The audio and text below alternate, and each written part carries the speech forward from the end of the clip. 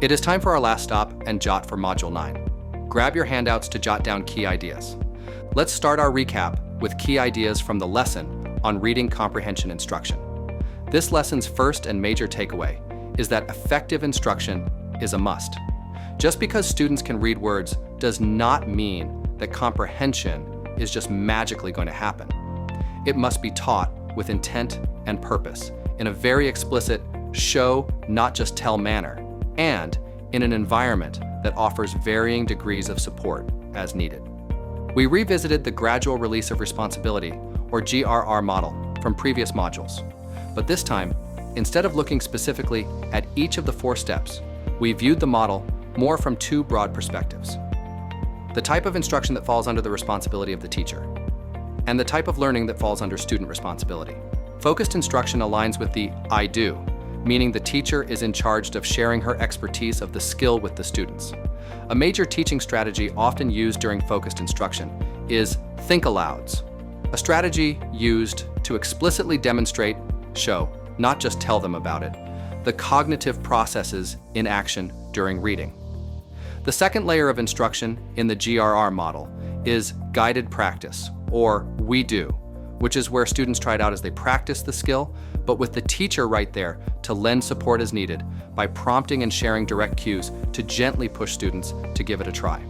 The next 2 levels of the GRR deal with student responsibility and learning. Collaborative learning involves students working with others as they assist and push each other to think deeper.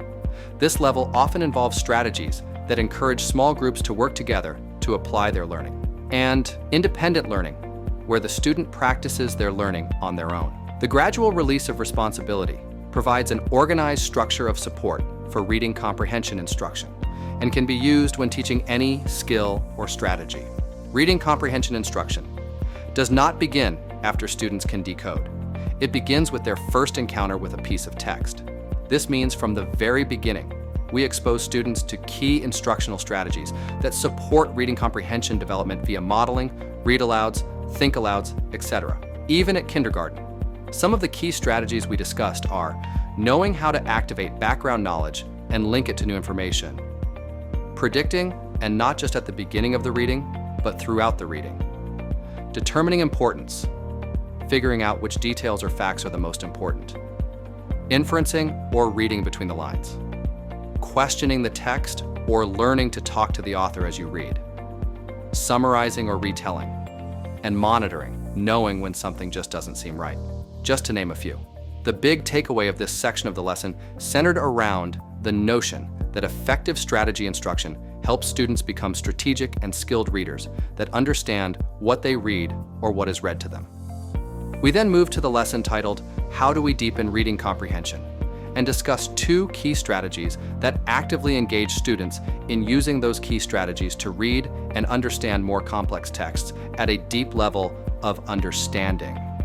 The first strategy we discussed was close reading, and we defined close reading as a deliberate examination of a text, focusing on text structure, author's language, and word choice in order to discover both the explicit and implicit messages within the text. We also discussed reciprocal teaching as another strategy that engages students in collaboratively examining a text by utilizing key comprehension skills. The last big idea of this lesson focused on motivation and the role it plays in reading comprehension. And let's just say that motivation plays a huge role. Just think about a time you had to do something and you weren't really into it. Well, if students are not into the reading, they will not give it their all. And if they do not give it their all, something is going to be missed. If something is missed when reading, then you might not get what the author is sharing. And without that meaning, there is no pleasure in doing it. And when there is no pleasure in doing something, then it is hard to keep doing it. Wow, that was a mouthful. But I hope it painted a picture in your head. Motivation can be a driving force in how hard kids work for something. We wrapped up the module by talking about the assessment of reading comprehension. We quickly discussed the use of informal reading inventories, which you learned about in earlier modules. But this time, the focus is on the comprehension section of the assessment instead of the oral reading portion. We talked about the power of retelling as a comprehension assessment asking a student to tell you everything they remember about the story can yield amazing insights into a student's understanding of how text works. The lesson also provided information about other assessment techniques.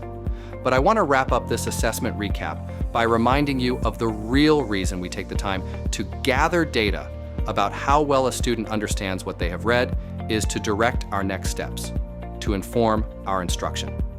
Wow, that was a lot of information. Before we wrap up, please take a minute to think about your current comprehension instructional practices and see where these big ideas might filter in to strengthen those practices.